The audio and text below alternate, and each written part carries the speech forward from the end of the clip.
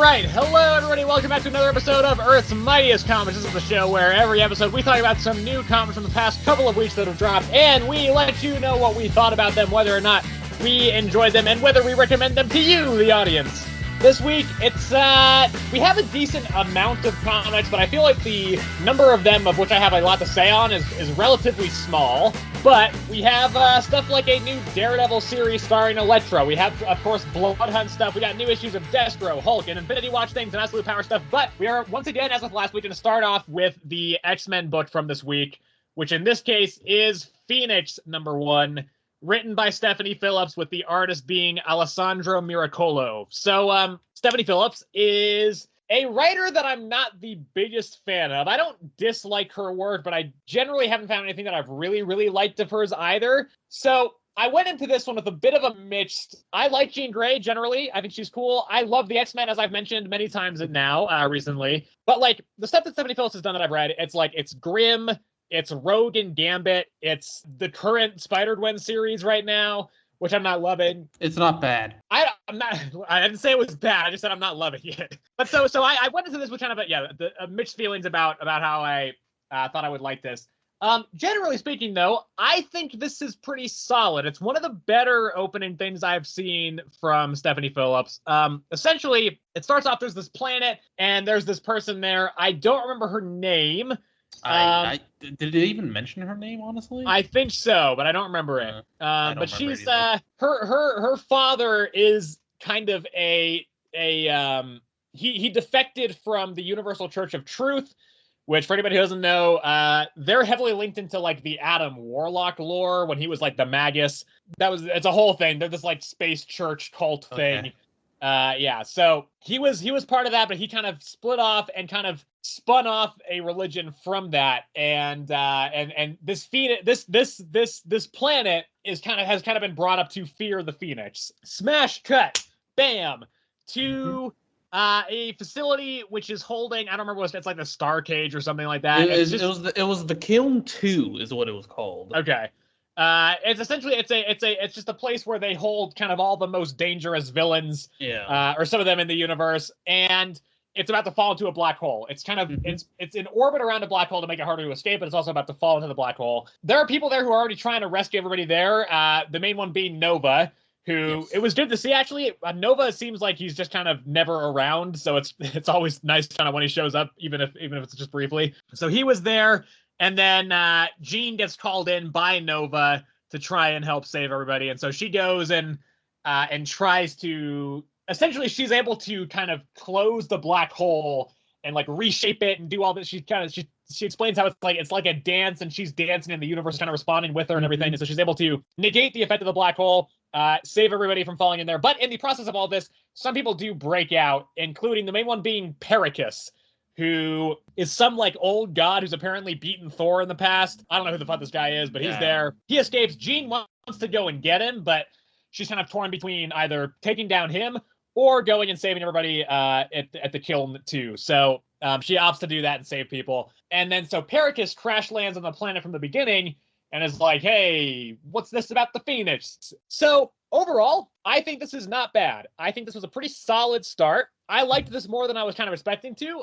And part of that is just because, again, like hype for being able to read X-Men as it's dropping. Definitely, I think it swayed that a little bit. But I also think it's just a very solid opening story. I think Jean is written well. I also like a lot the cosmic side of the Marvel Universe. And it's not a side that I feel like gets explored that often these days. In kind of the 80s, I think it was much more prevalent, especially when like Jim Starlin was still around at Marvel. He kind of was the shepherd of a lot of cosmic Marvel, creator of Thanos. He did Infinity Gauntlet and War and Watch and all that. But I think recently the cosmic side of Marvel has been kind of neglected. And so I like the idea of having a Phoenix book that's in space. I think that's kind of fun. I just heard doing cosmic stuff. It combines the cosmic side with the mutant side, which are two of my favorite parts of the Marvel Universe.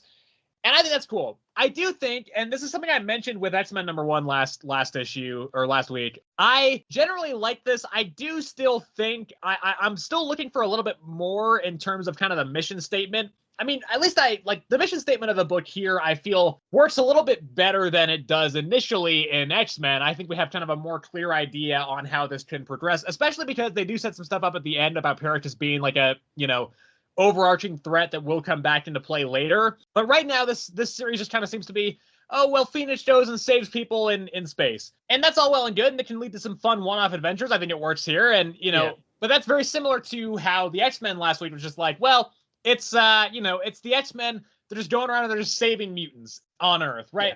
Yeah. It's just kind of, there doesn't seem to be any kind of grander scope to things yet.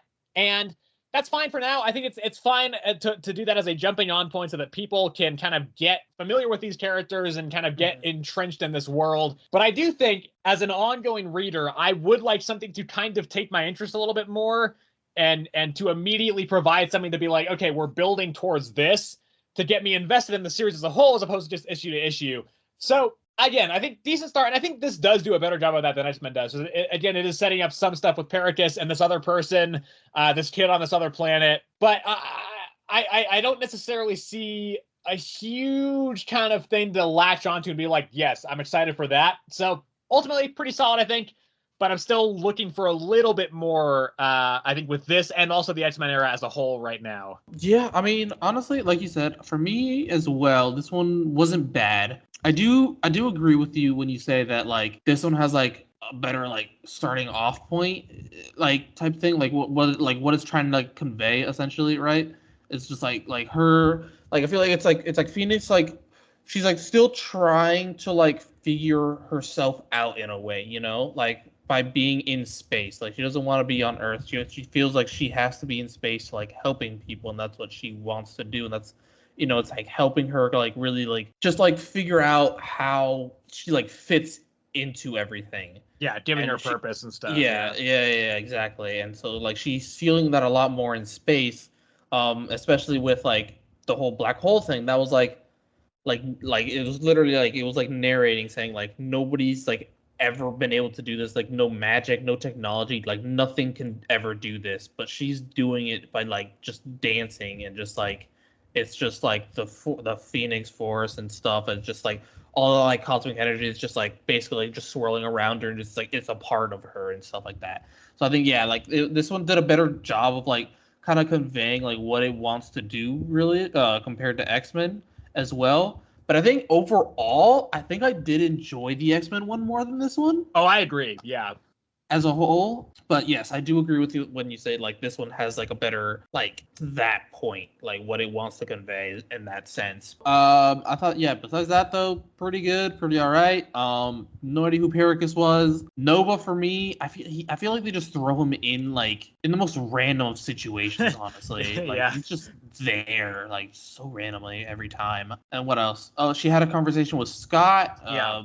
Who knows how far away she was? I assume incredibly. But yeah, besides that, really, art was pretty good. I actually really liked the art as well. It was kind of weird, right? Because, like, to me, I don't know if I'm just remembering this weirdly or what. Like, to me, like, Phoenix, like, and Nova and all that, they were drawn, like, very kind of, like kind of modernish, like with those, like, bright, like, I don't know how to, like, really explain it, but, like, the way they're drawn feels like a bit more modern.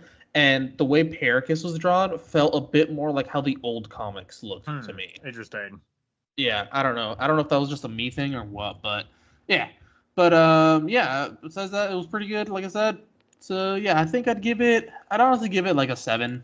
Yeah, I think I'm also gonna give it a 7. Question for you: what song do you think that Phoenix was dancing to? That is a great question. I'm gonna say "Livin' La Vida Loca" by Ricky Martin. No real reason. Just the most. All right. Yeah. Living the Vida Loca. Yeah. I'm gonna go with the Shrek 2 classic. Namor. Okay, this is Namor #1. Written by Jason Aaron. The artist, a couple artists on this. We have Paul Davidson and Alex Linz. I'm assuming one of them did the modern day stuff and one of them did the flashback stuff. The flashback stuff did look like Alex Linz art, so I'm assuming that's what that was. But essentially, this issue deals with it's the start of a 12-issue limited series, and I don't know, it's kind of a weird one. I didn't mind this. I wasn't sure whether I would like it or not. On one hand, I had heard people say that they didn't love it. However, I also did think, like, Jason Aaron's been off doing a lot of indie stuff lately, and he's also been doing some DC stuff lately. So it was interesting to me that he was doing a Namor book, like a 12-issue limited series Namor book written by Jason Aaron, who I actually typically find to be very hit or miss. I don't like about half of Jason Aaron's stuff, but the other half of the stuff I do quite like. And so I was back and forth on this, but I was like, if he wanted to do a Namor book, like a 12-issue Namor book, I could see it kind of being this, like, kind of cool, like, prestige kind of thing, because nobody gives a fuck about Namor. Yeah. Namor is nobody's favorite character. He's not Aquaman. Like, he was invented before Aquaman. He predates Aquaman, but he is no Aquaman. And most people don't even like Aquaman. I like Aquaman, but a lot of people don't like Aquaman. So ultimately, I did quite like this. I'm not completely sold on it yet, but I think it was interesting. Essentially, it follows Namor, who has he's in Sea Cage, which is, it's basically the Raft, except it's not like underwater. It's just like an island. I think this might be where Luke Cage was for a while. That might be where he got his powers. I'm not entirely sure on that, though. So he's in Sea Cage. The guards there all treat him terribly, and there's a point where there's an assassination attempt on Namor. Yes. From, like, the former Defenders of the Deep, I think is what they are. So they have a big fight. Namor does ultimately come out on top, and then he gets, like, beaten up by the guards and stuff, and ends up in, like, the medical unit where Stingray shows up. Speaking of characters who just kind of show up in random places, Stingray's a character who I actually, for some reason, quite like, but he never shows up. Stingray's a pretty rare character. I was gonna say, I don't know if I've ever seen this man before. Honestly. Yeah. But so Stingray is there, and he's like, "Hey, Namor, I know you don't want to be king. I know you don't want to be, doing stuff with Atlantis right now. I don't know all the backstory on why that is, by the way. I remember that he went to Sea Cage at the end of the Jason Aaron Avengers run, but I don't remember exactly why. I think it probably had something to do with the whole, like, Atlantis Attacks mini event from a couple years back. But so Stingray is like, since you have gone to Sea Cage, it's been like a civil war in the oceans. There's 7 people all fighting out to be the king of Atlantis, and the people on the surface who live on land, they're not going to tolerate that for very long, because it is kind of fucking with their, like, shipping lanes and transport stuff and cruise ships and all that. So they're essentially going to just kind of declare open season on anything that lives under the sea. So they're like, we need you to come back and help us. So Namor ends up agreeing ultimately, even though he doesn't want to at first, and goes and dives into the action to help. He has 4 days to do it before he has to go back to Sea Cage. And so the other part of this is the flashback, where it's essentially just going through kind of an early point in Namor's life where a couple of his classmates tried to get him killed by taking him to this lake thing, and there's a big monster there, and they, like, tried to throw him in this poison lake that would kind of, like, suck him under, and it was a brine pool is what it was. Yeah. And then so he had to fight this monster, and he went back and he's like, "Fuck all you! You're the reason why this creature's dead." And then he, like, beat them up or something. And other people do it for him. That's what it was. Right. Yeah. And that's kind of the issue. So again, it's not bad. I think it's an okay setup. It's a decent setup. I think that Jason Aaron has a good handle on Namor's voice as a character. And I think I like the idea of this big, like, undersea civil war brewing. I think it could lead to some very cool action set pieces in the future. The action that was here is fine, but this is clearly just kind of setting up. It's definitely a more character focused issue, setting up where Namor is and getting him to the point where he needs to be to go and get engaged in that civil war. So it's not bad. It's really not. I am probably going to give this at least 2 more issues. I don't know for sure that I'm going to stick with this all the way through. It didn't immediately hook me that much, but I think the series could be going to some interesting places. I kind of inherently dislike Namor. I'm not a fan of his character really ever. He's just kind of an asshole all the time, and it's not really in an endearing way. But for what it is, I think this is an okay first issue. Yeah, I think I'm one of the people that are leaning towards the not that good, honestly. I didn't really enjoy this one that much. I just genuinely found it boring, honestly. Yeah, man, I think everything about it was just, like, subpar. Like, I didn't really like the art that much either. Yeah, the art was okay. I didn't mind it, but I didn't overly love it either. Yeah, and so, like, you know, him wanting to stay here or whatever, even though he's had, like, multiple chances to escape. Like, there was, like, 3, I think, chances where he could have, like, just left, but he chose not to every single time. And then man, this one just didn't really sit well with me, honestly.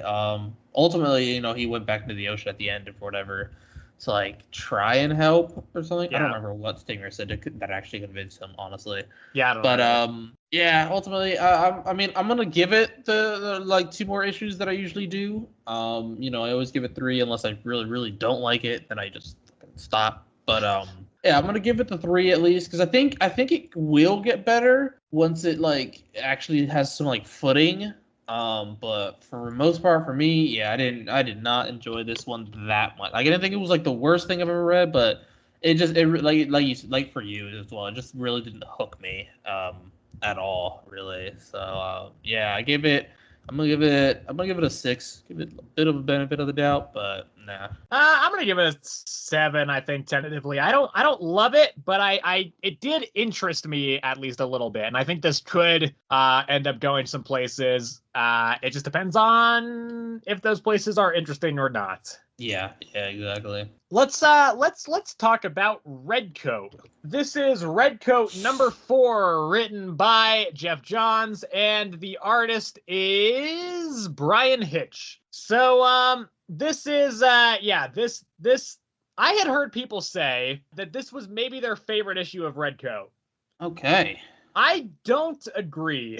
I think actually this is probably my least favorite issue of Redcoat. Wow. Yeah, so it's essentially, it picks up right where the last issue left off. Well, first of all, we get a flashback seeing like how Albert Einstein, his stowaway journey to America and all that. Turns out he got thrown off the ship, but it was close enough that he just trying to swim. So then we get back to the present where the cultists they're doing the ritual to try and remove Simon's immortality from him. He's got the 3 days after he got hit with the axe to live before he dies for good this time. So they're trying to continue that ritual.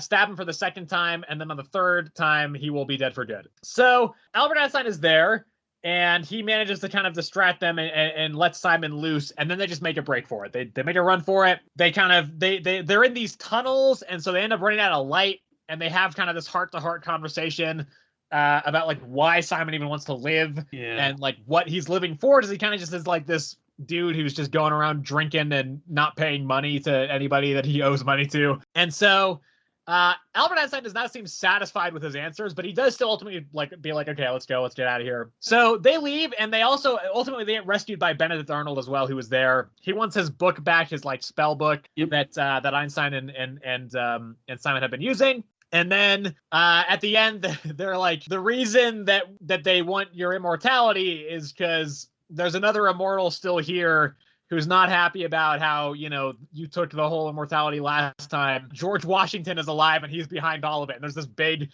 final double-page spread of George Washington just doing like a fucking General Radon pose, being like, ah!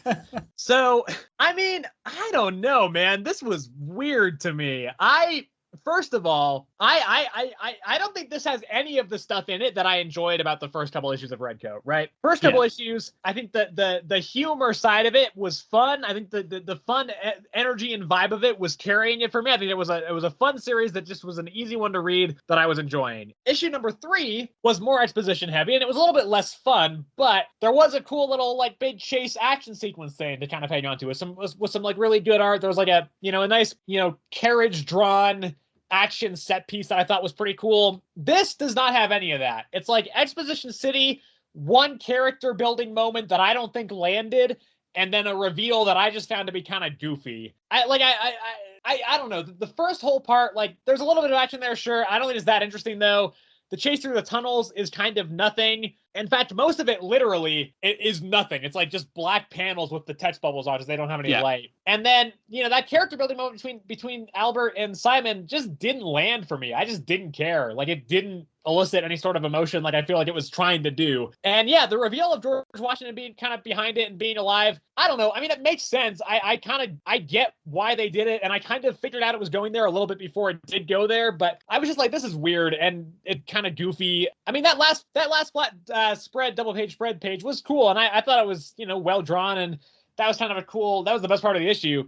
but the reveal was weird to me. So I don't know. This one ended up not kind of vibing with me. I didn't love this, and I think this is probably my least favorite issue of the series so far. Wow. Yeah, honestly, I'm still kind of feeling the same about Redcoat. Like, it's been fine. It's been whatever for me. I'm certainly liking it more than Geiger, that's for sure. I'm really not liking Geiger. But I would have to say, this has been the best issue we've gotten of Redcoat so far. Oh, no.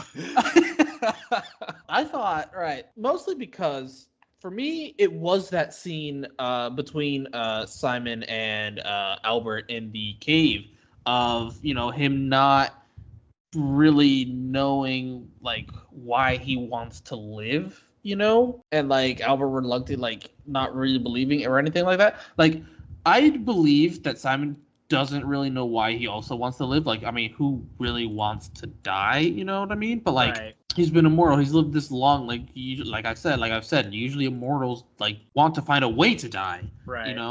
Like, at least that's, like, the cliche in, like, movies and stuff like that. But, like, for him, like, not even knowing why he wants to live, like his life has been, like, nothing.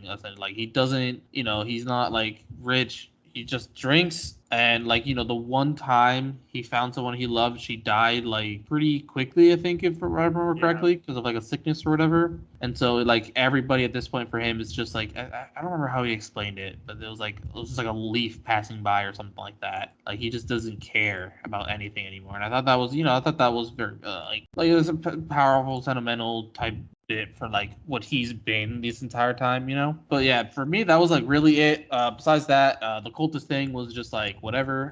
It's been the same thing these past 3 issues that they want him dead. The George Washington reveal, yeah, I mean, I thought the double praise spread was, looked good, whatever.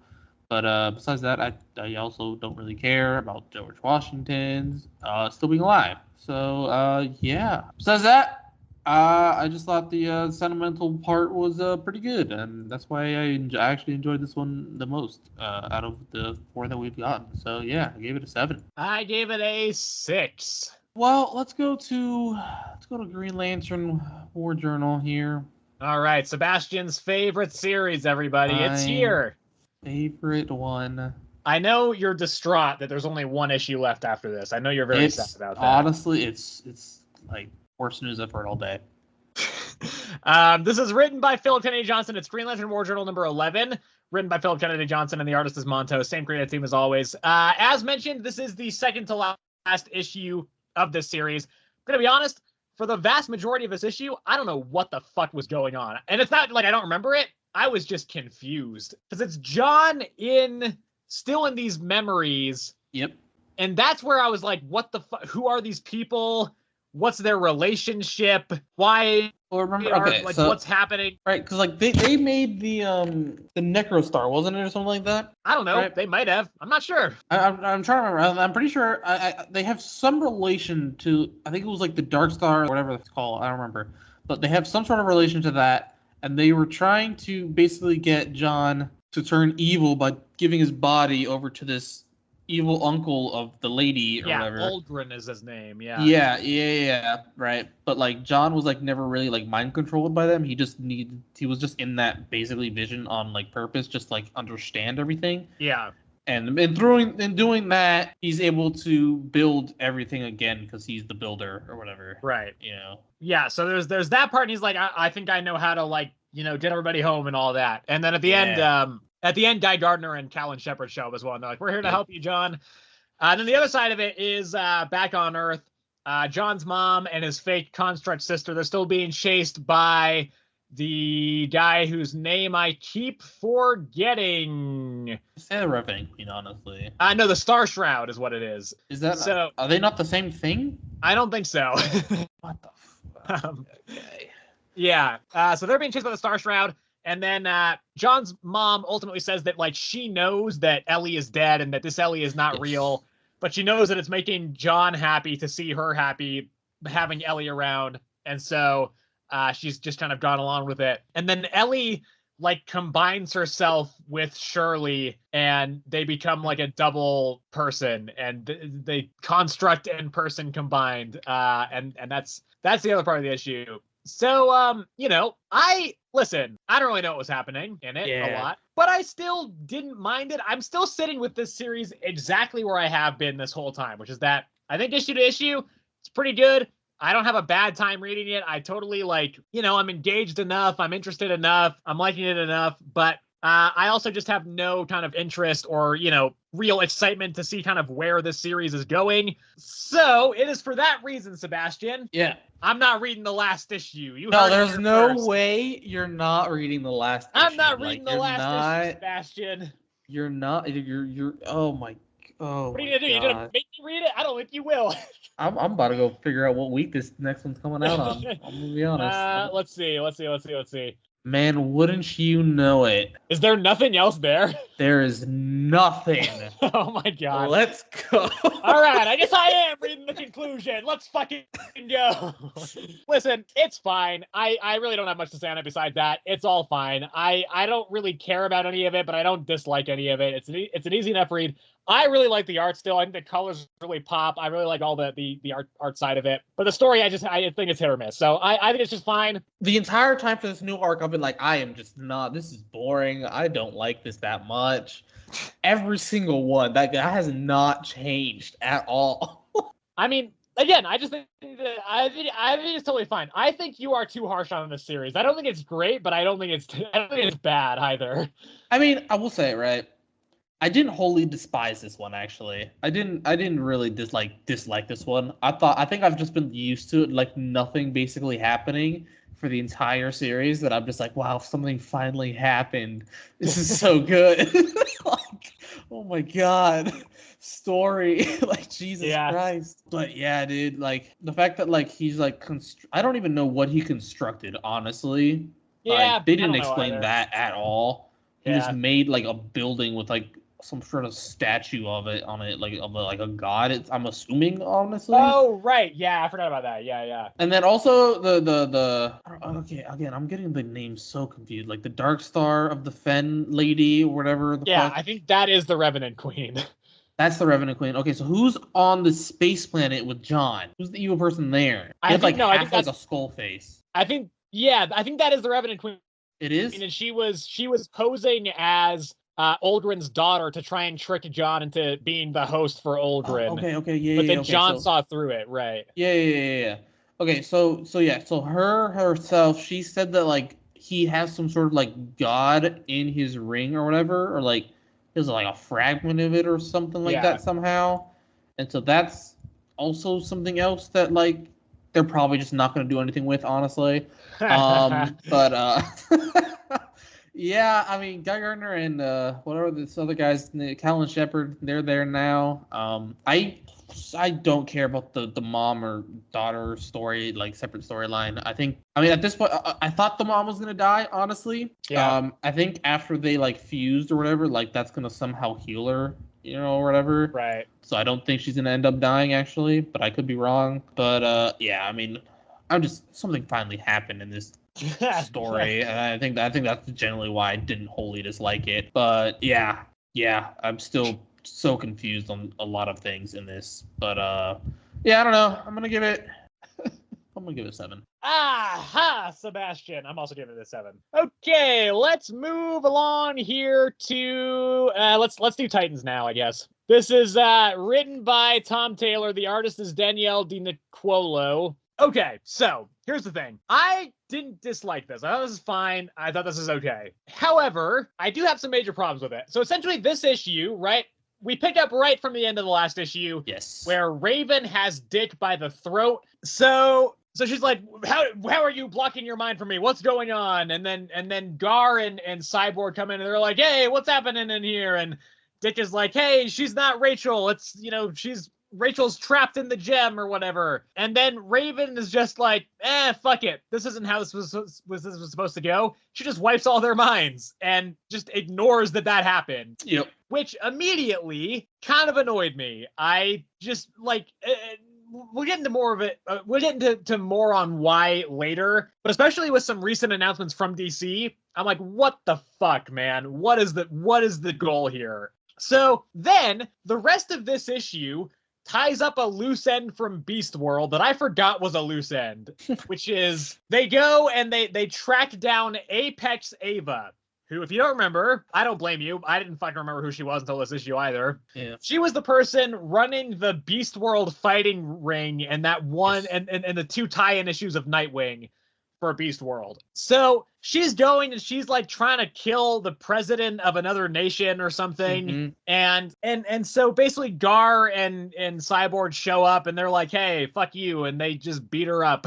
I mean, specifically Gar beats her up. Cyborg goes and like transports the president to a hospital to like make sure he doesn't die. And then there is a little bit more development after Gar beats Apex Ava where Raven comes over and Gar is saying essentially that he should feel bad about the whole Beast World thing, but he doesn't. I at first was wondering what the hell was going on there until I realized that I forgot that Raven just wiped his memory of or like wiped his negative feelings associated with that. I completely forgot about that. So then they have kind of a little heart to heart, and then we also have another part where Hera goes to Hell and is like, hey, we gotta stop Dark Raven before she gets too powerful, and that's kind of and then she's like, and hey, I'm here with the Spectre to help with that. 2 Spectre appearances this week, by the way. That's also unusual. Yeah. So that's the issue. Here's why I have a problem with this. We have 2 issues left in this run. Tom Taylor is leaving after the next 2 issues, and then we're getting a new writer on this book. So, like, what the fuck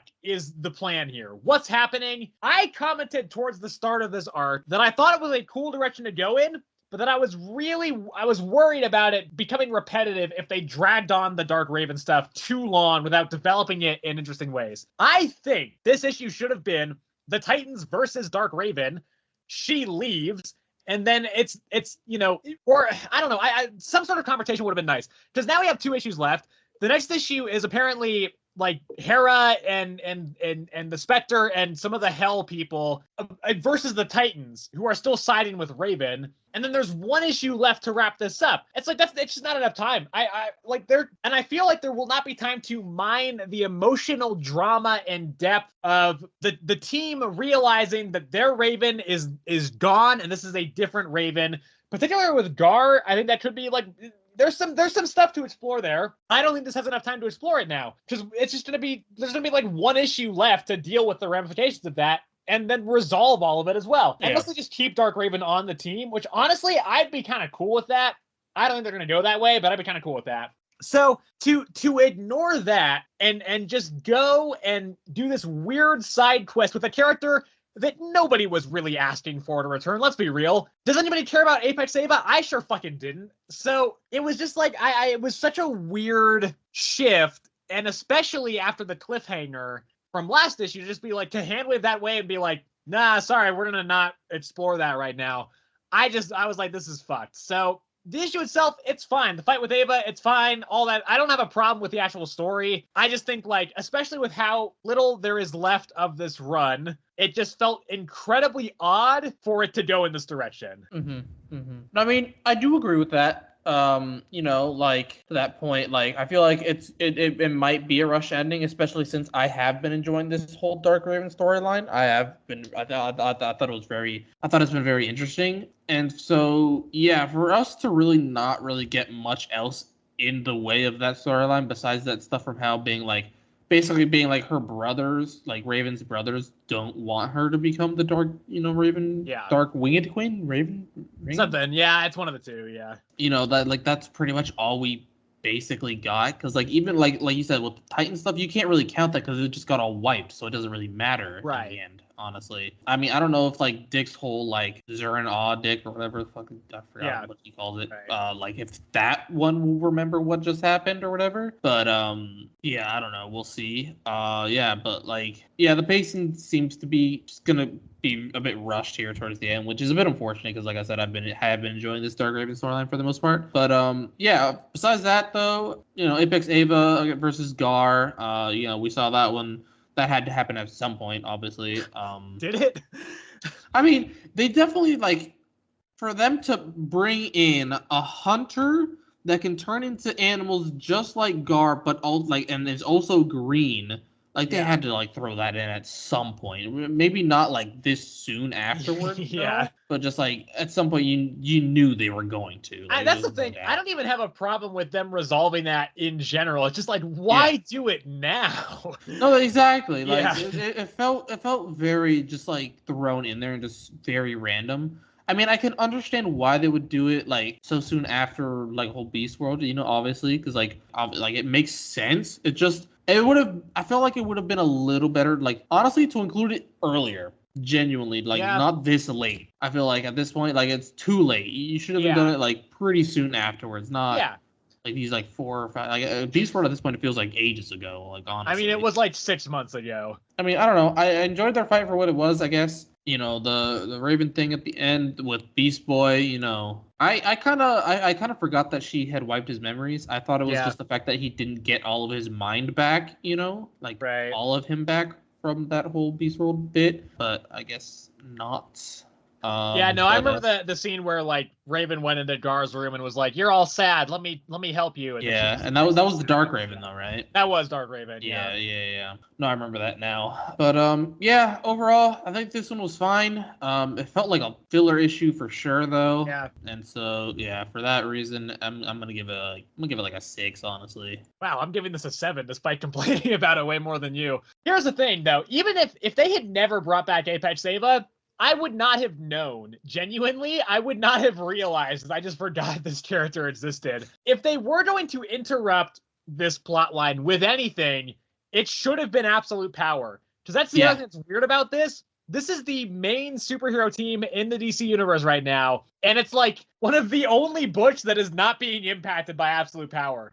That feels weird to me, and I'm not usually. I mean, like at this point, I'm just assuming this whole bit takes a place right before Absolute Power.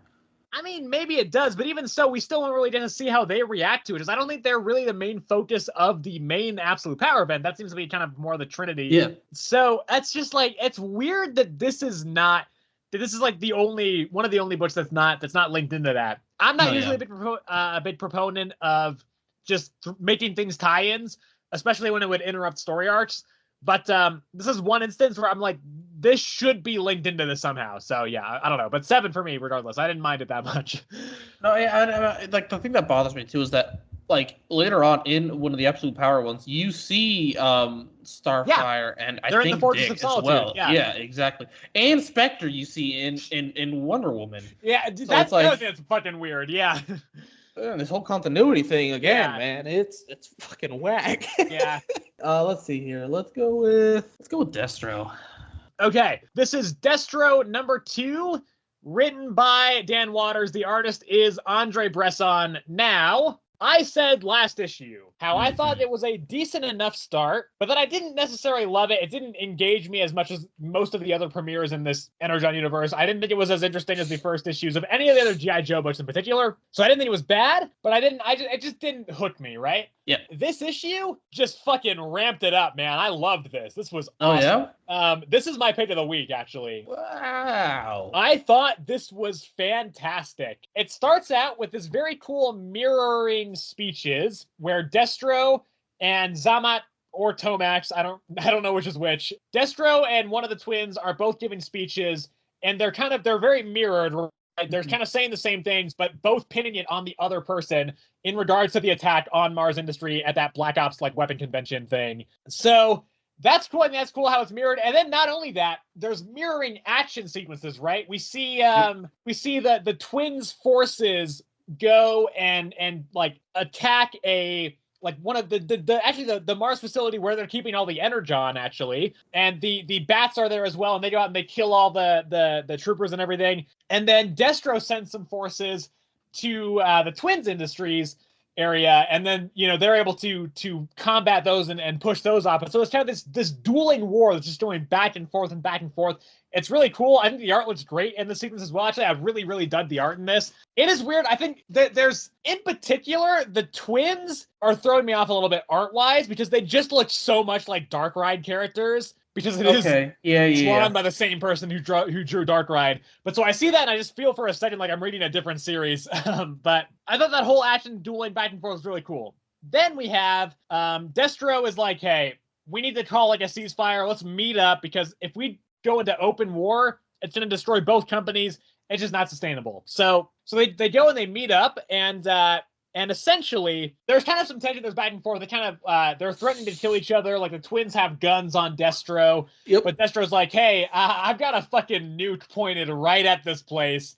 I will blow all of us up if I end up dying here. Like there's somebody with a nuke pointed here. If my life signs go flat, they're firing it off. So they come to a general conclusion, essentially one of kind of mutual respect, where they're like, we can kind of both appreciate what the other one is doing. So Destro's like, if I win, he says like, when I win. He's like, when I win, I will absorb all of your guards and forces into Mars Industries. Will be overpowering, you know? The twins are like, when we win, we will take all your tech and put it to good use. Your legacy will live on through that. And so they both leave. They're like, all right, be seeing you. Look forward to killing you in a little bit. And then Destro goes off to the Clan Destro kind of temple thing to go and like seek the advice of his ancestors. And he thinks that it's so remote that nobody will be able to find him. He's like, I fucking got this in the bag. I'm going to win, no problem. But there is somebody with a sniper trained on him right at the end. And they're like, I got him. It's all going to plan. We fucking got this. And that's where the issue ends. So just fucking cool, man. I loved the back and forth between Destro and the twins, where when we saw them kind of talking together in the ceasefire. I think the action stuff was cool. I think it looked good. I think I liked the dueling kind of perspectives as we see each one kind of scenes from each one kind of volleying back and forth with the dialogue of each part reflecting the dialogue of the other, and that also carried across into the speech at the beginning. I just think it was really cool the way it was crafted. I think the action was cool. I just really, really love this issue. I mean, this is by far like my favorite issue of well, there's only 2 issues. I by far prefer this to the first issue. I think it's probably, I mean, the month's not over yet, so I'll leave this for the end of the month. But right now, this is probably my favorite Energon Universe book of this month, and just really cool. Just no notes, just loved it across the board. Thought it was great. All right, yeah. I mean, I thought this one was pretty good too. I mean, it didn't I don't know, it didn't blow me out the park like it did for you. I thought it was pretty good, pretty all right. I did enjoy their whole conversation of like the ceasefire. I thought that was pretty clever. I did I guess the two separate the back and forth between like the wars, like the different perspectives or whatever, also was fine for what it was. I guess they kept hitting their the big spots or whatever, or they kept trying to at least essentially fail both time or every time. I don't know, but yeah, I mean, I don't know. I thought it was fine. I thought it was good read. Good enough for what it was. Yeah. The guy at the end, I believe he said his name was Chameleon or something like that. So yeah, we'll see how that goes now, because Destro was saying this place is a sacred place too. So we'll see how he reacts to that, I guess. But yeah, I thought this one was fine. I don't really have a lot to say on this one, honestly. So yeah, I thought this one was fine. I'm gonna give it a 7. I'm giving it a 9. Honestly, close to a 10. Genuinely. Wow. I thought this was really cool. And I am really excited to see the fight between Destro and Chameleon next issue. I think it's going to be probably a pretty cool one. All right, let's go over to let's do the Incredible Hulk, I suppose. This is the Incredible Hulk issue number 14. The final issue before Nick Klein is no longer on the art again. He's going to be off for the next couple issues after this. So it is written by Philip Kennedy Johnson. Again, the artist is Nick Klein. There's also the weapon extraction backup story written by Ryan North, and the artist is Javier Durón. Did you read that? No. Okay, it was only 5 pages, but I'm not going to talk about it. It was fine. It's Deadpool and Wolverine shenanigans, just clearly because of the movie coming out. Yeah. But it was fine. The main story is essentially Bruce is hitchhiking to Vegas after the events of the last issue where he was in the Soul Cage and he fought the Sin Eater, if that's what it was called. The Flesh Weaver is what it was called, I think, actually, yeah. The Sin Eater is a Spider-Man villain. So he's hitchhiking to Vegas to try and save Charlie from the doll that Frozen Charlotte put her in. And on the way, he seems to get hit by a truck, and then he gets sent into the Hulkscape, which is the Hulk mind escape. Yes. Which I'm assuming they don't explain it super clearly, but I think I think the way I am looking at this is that that's where he goes when he dies, and that every time he goes there, it gets harder for him to escape. That's what everybody's saying. So he's in this cage, and with the help of a bird that is Rick Jones, he is able to kind of get out of the cage. They kind of just walk through the Hulkscape, right? They're kind of going through, and And the Hulk is kind of taunting him the whole time. He's like, you'll never get out of here, Bruce. I'm going to fucking kill you. Yep. And so ultimately, Bruce is, with the help of Phantom Bird Rick, is able to get most of the way there. There's this beam of light that'll let him get back there. And then right at the top, it turns out that Rick was actually the Hulk. It was the Hulk posing as Rick, posing as like a bird, trying to give Bruce false hope to then tear it all away at the last second before he escapes. And so Hulk gets trapped in the Hulk, or sorry, Bruce gets trapped in the Hulk shape, and he seemingly has no way out now. Then at the end, though, he wakes up, and Betty is there.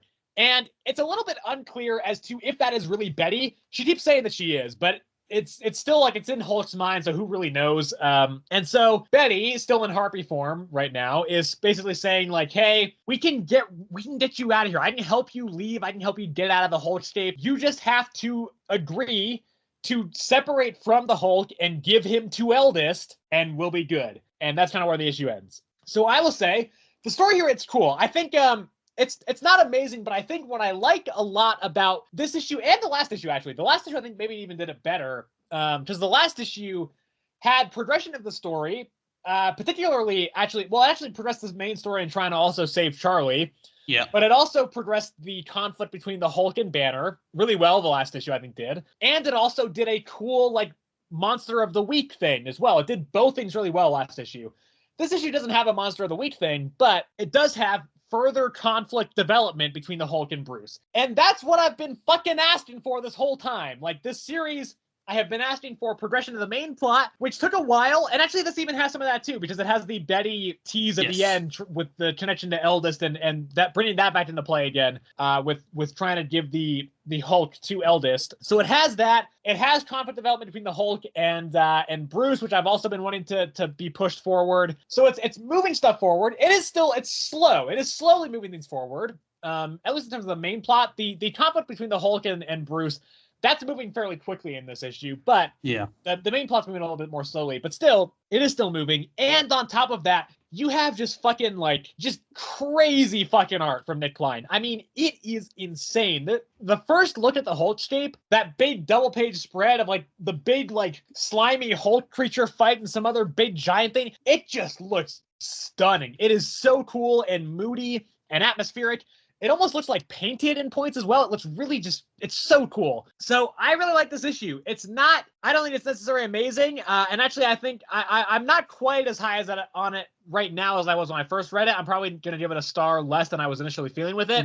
But I think it was just really cool. Really liked it. Next issue, we are back to a fill-in artist. We're getting 2 issues next month, I believe, actually. But the next 2 issues are the origin of Eldest, right? Is what we're going to be getting, apparently. So I'm also excited for that. Yes, it is a fill-in artist, but however, I think for something like this, it's a big flashback, right? It's not set in the present day. So I think a fill-in artist makes more sense for something like that. And also, it's going to be building up the backstory and history of the main villain. So it'll also be pushing the story forward. Like this run is starting to fall back into place again for me as a very solid series in Marvel's belt.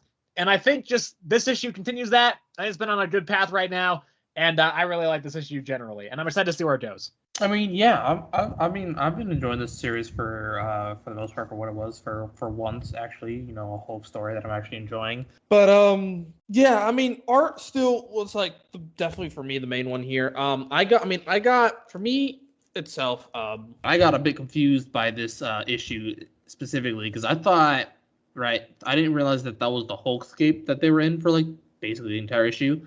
I thought they were like somehow went back into like this mystical place. And they're not in the Soul Cage. Yeah. Yeah. So I was like, I don't understand this. So it made a lot more sense now that that truck somehow ran him over. I assume purposefully. Honestly, I don't know how else that would be. Yeah. Dude just could have been asleep at the wheel. It was at night. It was at night. That is true. Maybe he was asleep at the wheel. I just think this man wanted to murder someone for some reason. But yeah. I think that whole the conflict between Bruce and the Hulk has been very heavy these past 2 issues. Like it's always been like this entire series, it has been there, but it's definitely a lot more it has been a lot more focused to these last 2, specifically like with the Hulk kind of like taking the reins now a bit more, and trapping Banner in the Hulk. That's a hard word. Hulkscape. So yeah, but I mean, I think it's been pretty good. I've definitely liked it more than Frozen Charlotte, that's for sure. And so yeah, like I think it's moving at a good pace here.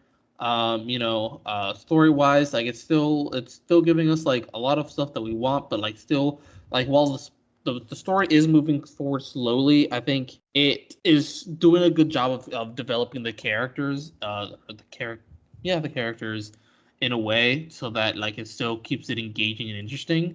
So yeah, so I'm still enjoying the Hulk series. I think the art is definitely still just like the best part about this entire series though.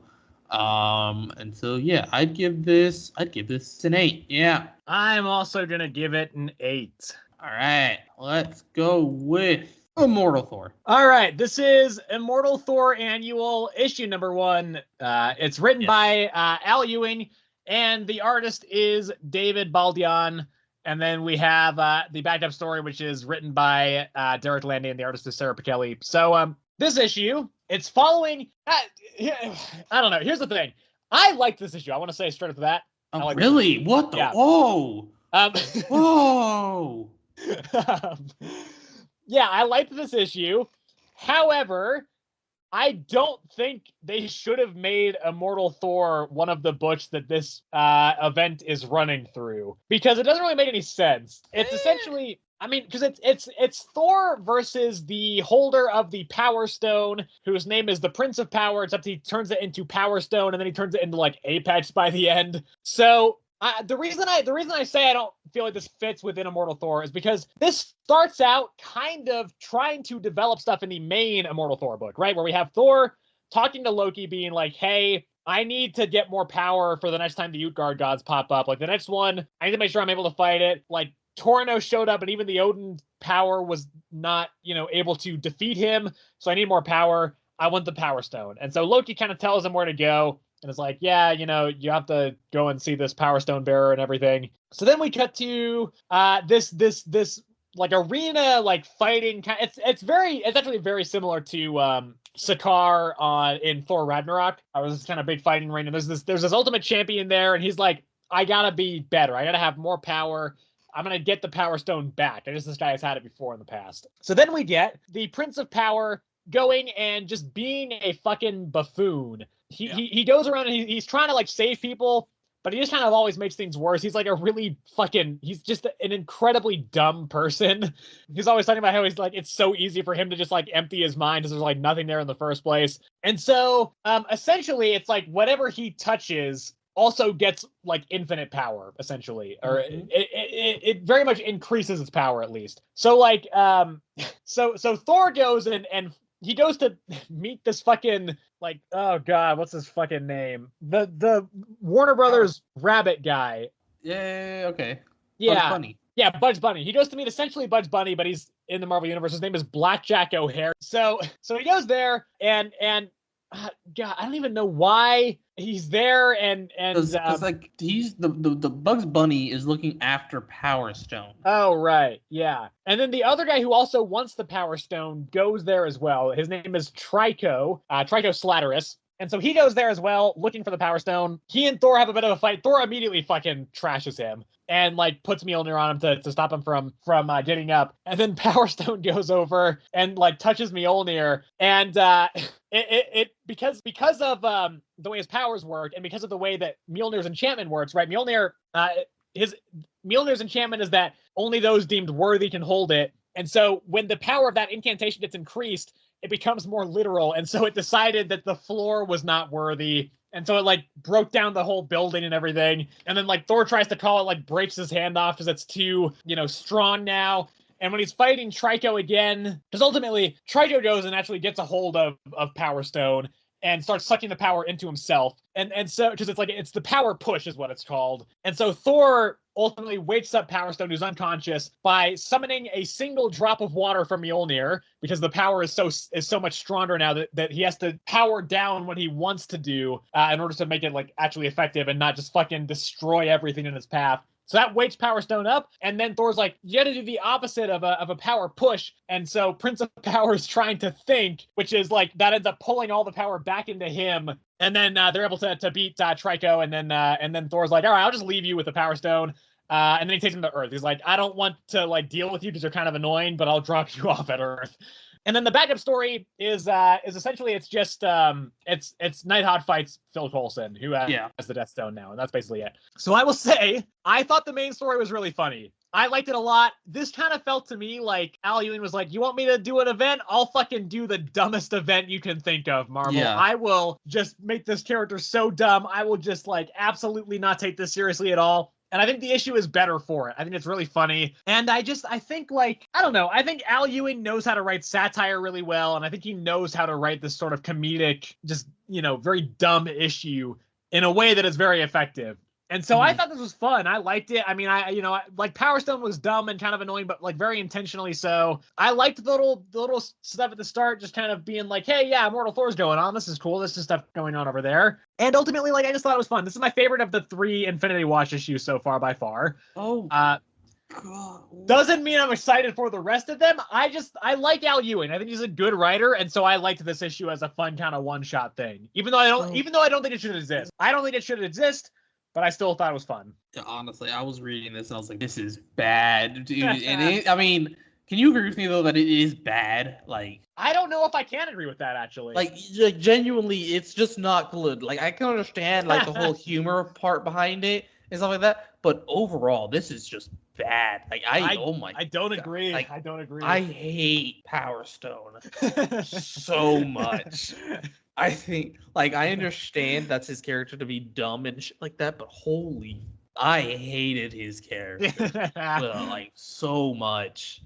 Genuinely. Like, oh my God, dude. Like, when he was trying to save the fucking random alien that was in the, like, from getting, like, his car mugged, to jump on his car and basically kill him, and then being like, I'll save you.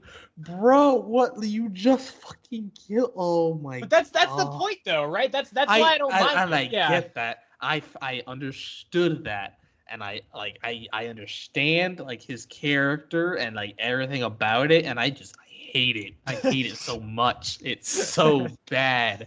Like, I will give it credit. I think they did a really, like, Al Ewing did a really good job of connecting it to Immortal Thor, like that whole storyline, keeping that still kind of intact with this whole Infinity Watch, like with the whole beginning part with him and Loki basically like debating, or not debating, but just like really just like arguing over the Power Stone and what an Infinity Stone itself does to a person when they are just like obsessed with trying to find it, right? And so I thought that was like very, very good and like in trying to connect all of it. And then we just got into shit, honestly, just bad. Just like, I think the Champion's character was fine for what it is. Like, I don't know too much about him. See, I thought he was way less interesting, actually.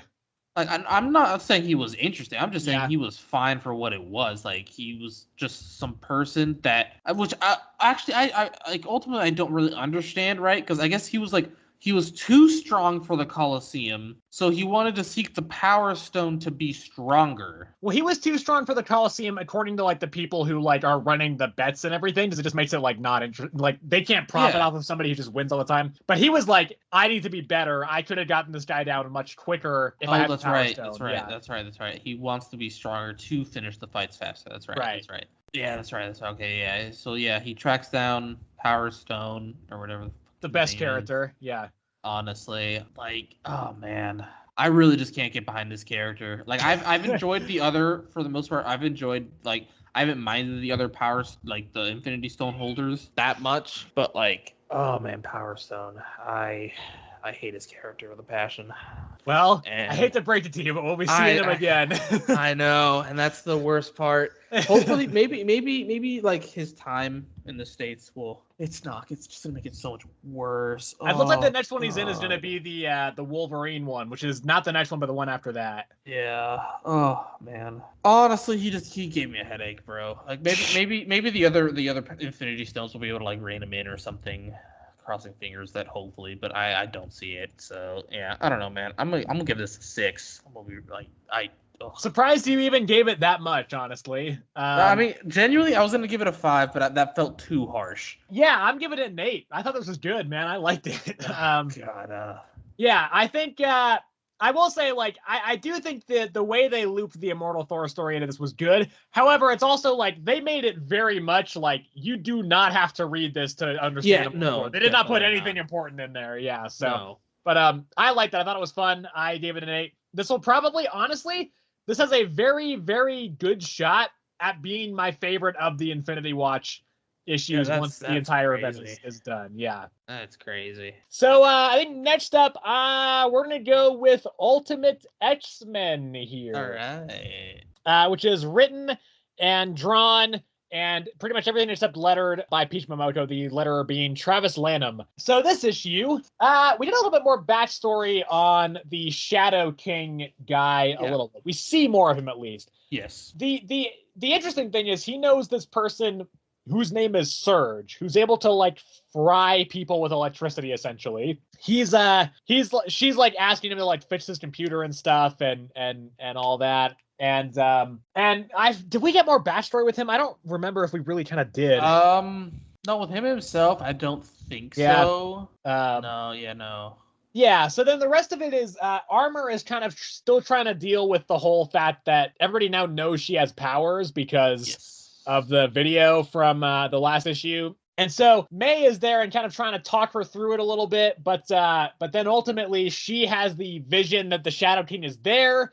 It's just all creepy, and he's essentially like, join me, and we can... Oh, we did get more on the fucking Shadow King. Okay, we'll get that later. Did we? I don't remember that.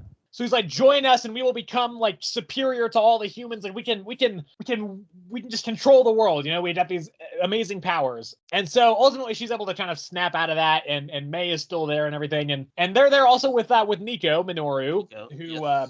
They're essentially doing they're having her do a reading for Armor to kind of find out what's happening and see like what the shadow thing is that's following them and everything. And so they do the reading, and the shadow kind of starts to pop out, but using her staff, which in this is just like kind of an eyeglass kind of thing. Well, it was a magnifying glass that turned into a staff because she had no idea about it either. Actually. Right. So it is similar to the 616 Nico staff in the sense that we don't know for sure, but she did say some word, and seemingly, because that's her powers in the original and 616 is that she can use any spell. Each spell is tied to a specific word, and she can only use that word once for the spell to work. And then after that, it won't work if she does it anymore. Seems like that's kind of going to be pretty similar here. So she's able to contain the Shadow King, and then we learn that the Shadow King in this is part of this like mutant cult who is essentially they are just like they're worshiping kind of mutants. It's this kind of mutant religion where they are like yeah, we are Homo superior, we are mutants. Like they actually termed them Homo superior in this again for the first time. So essentially they're like, we got to take down this cult. Essentially, particularly May and Nico are saying that Hisako is not there anymore. I think she's just kind of taking a break. And then they're like, we should be the X team because we have bad grades and it's all X's. And they're like, let's do X-Men instead. It sounds better. And that's where the issue ends. So I'm assuming they do actually briefly run into Surge, and May is like, she looks like trouble. And so I don't know if she's going to join the team. Probably she will, but we don't know that for sure right now. And so, yeah, I mean, still good, I think, ultimately. Again, like it is slow. It is slow the way that it's building. We don't get too much issue to issue, although we do get more here than normal with the reveal of the mutant cult and Homo Superior and all that. Kind of more of the backstory on Shadow King and some more of those kind of horror sequences in there. But it's a very easy read. I don't know if I want to say it's a pleasant read because it is a little bit like there's some creepy stuff in there. It can get pretty dark at points, but I think it's a very easy reading experience, and I think it's engaging. I think it's the pacing of the dialogue is very good, and that it doesn't feel overwrought or overwritten. Again, because Peach Momoko is kind of primarily an artist, I would say is what she's most known for. I think people who are artists often have a better sense of how to pace dialogue out so that there's a good, back and forth between the dialogue and the visuals and not just over-explaining, over-expositing through the dialogue. So I think that all works. I think it's cool. Apparently next issue we're going to find out who the final member of the X-Men team is in this universe. So yeah, just a solid issue. Again, I think I maybe would like a little bit more from the series a bit coming up, just because I think we are nearing the end of the first arc, and I kind of want to see this story start doing some stuff. But like on its own merits, I like this issue still. I think it's a good series, and the art looks great all the time. And so yeah, I still enjoy this quite a bit. Yeah, I mean, for the most part, yeah, I've been enjoying this one. Yeah, I've been enjoying this one. I think I enjoyed it a lot more towards the beginning because it felt fresh and different, and I would like the story to kind of move along a smidge faster, honestly. Yeah.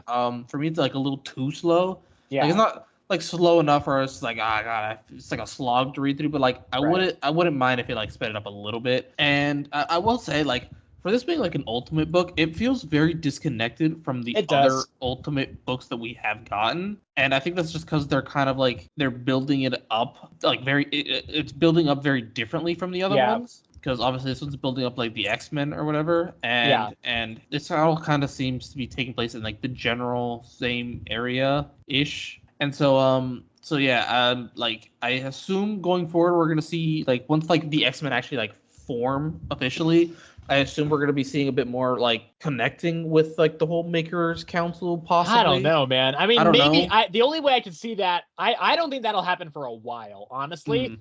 I think like maybe, they go and they fight the kind of ruler of Japan from the Makers Council. Okay, maybe I see that at some point, but actually looking at this, the Shadow King, I'm pretty sure, is at least a threat through issue number 8. I think it's going to be a while before they kind of connect into the universe for a little bit. Yeah. Okay. I mean, I don't know. I'm not saying like anytime sooner either. I'm just saying like I assume like once they form the X-Men that like it'll probably like connect a bit more. But like besides that, I think this is fine.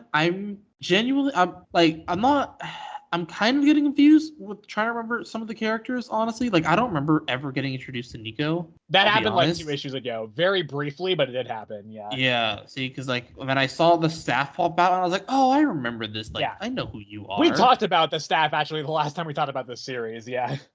Did we? Oh yeah, we did. Because like she because it was the Blood Hunt, Midnight Suns or whatever. I think that was the last time we talked about it. Oh no, we talked about it in this series. Was it really? Oh, you were the one who said, I think the magnifying glass is gonna be her staff. That was I called it out. Yeah. Holy shit, I don't remember that at all. Well, yeah. Anyway, I assume Surge is gonna be like a villain. Honestly. Maybe, but she might join. I mean, the X-Men kind of always have like pretty edgy characters on there. But like she killed a man, so I don't know. We'll see. Maybe the Shadow person will do something to her, or she like decides to join them too. Maybe. Yeah. Because it seems like they're in cahoots in some form or another. But she doesn't seem to like him. She just like needs his help fixing stuff. It seems. Yeah, well, I don't know, because he was the one that went to her to fix the laptop, wasn't it? No, she's like, hey, I need you to fix this laptop for me. And then she's like, you're a fucking weird dude. Yeah. So I don't even know if she knows if he's the Shadow King, maybe. No, I don't think she does, yeah. Okay, then maybe not. I don't know.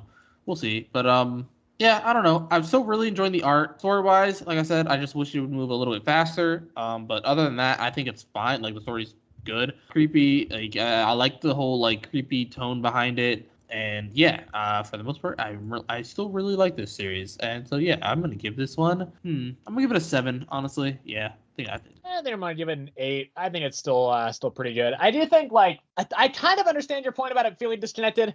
At the same time, though, really the Ultimates feels like kind of the only thing that's really linked into the broader Ultimate Universe plans at this point. However, we do know based on issue solicitations for upcoming issues, Ultimate Spider-Man is about to actually be very prominent and prevalent in that whole overarching story. But like Black Panther is also like has fucking very little to do with that stuff, other than the fact that I guess Ron and Khonshu are on the Matrix Council. Exactly, right? Because like at this point, they've each met with like some form of the Matrix Council. Like Spider-Man is with Kingpin. Yeah. And then there's Black Panther with Ron Contra the entire time, and then obviously the Ultimates is just like that's basically their entire thing. Yeah. So like it's like it's felt more connected at least than this one. Like this doesn't even feel like an Ultimates universe. Yeah. I mean, besides the fact that it's just like new characters. Yeah. My opinion is that Ultimate Black Panther feels like 616 most of the time for me. Yeah. All right, well, moving on to the last non-event issue of the episode. It's Daredevil, Woman Without Fear, issue number 1. Written by Erica Schultz, and the artist is Michael Dowling. First off, The art is really good. It's like really cool and moody and atmospheric, and like it has this dark, gritty flair to it that I really, really like. So that was cool. I was of very mixed feelings going into this issue. I fucking love Daredevil, all right? And that's not just Matt Murdock, although Matt is my favorite Daredevil, obviously. He's the original. But I do really like Elektra as Daredevil. I know that's kind of an unpopular opinion, actually. I think a lot of people... Really? Yeah, people don't like that she's Daredevil right now. They're like, why didn't she just, like, stay Elektra? But honestly, I think it's the most interesting thing to happen to her character in years. Like, I think it's cool. I like it. And, like, yeah, like, the legacy hero thing, like, there's a lot of them. In fact... Even one of the best jokes of the Immortal Thor annual is when Power Stone is saying, because he was initially went by the Prince of Power, but that's Hercules' moniker as well. And so he's like, I have to take after the heroes of Earth and make my own unique name, just like Spider-Man, Hawkeye, or Captain America. And I was like, that's a little fun joke there. But so I like Daredevil a lot. I like Elektra in the role of Daredevil. However, it's written by Erica Stoltz, who I have not read much of, but the two things I have read from her are Hollow's Eve, the miniseries, which I didn't love. I thought it was okay. It was fine, but I kind of was bored by it. And then the other thing I've read from her is the Blood Hunters backup stories, that kind of the main ones that kind of link it, like build up the Blood Hunters team, which I also think is just fine, okay. I think she's a very mediocre writer generally. However, I think this is pretty good, actually. I didn't mind this. And essentially, it starts out with Elektra doing some training of Ava, who is Alice is her name, who has had some play in the Chip Zdarsky Daredevil run. I don't remember too much about her, but I know she was there. I think she was like potentially former hand, like assassin person. So Elektra's kind of training her, but then she ultimately hears about what happens is Alice gets kidnapped by some organization out of Madripoor. And so actually it's Count Nefaria is actually who it is. And Silvermane as well.